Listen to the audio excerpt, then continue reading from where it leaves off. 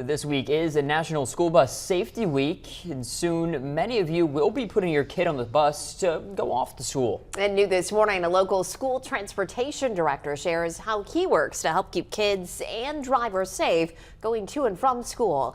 As we go to video, this is from Veterans Elementary School in Hannibal yesterday when kids and drivers practice bus evacuation drills. Hannibal Public School Transportation Director says drills like this help everyone stay safe and calm in case of an actual emergency.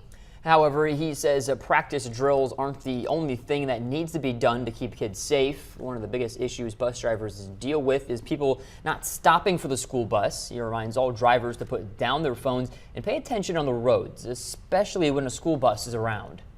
I think it really just comes down to being aware of our surroundings and thinking about what can happen, because distracted driving is the #1 cause of stop arm violations.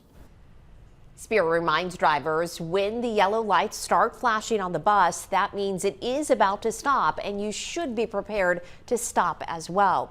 Once the stop arm comes out, you are legally required to stop for the bus.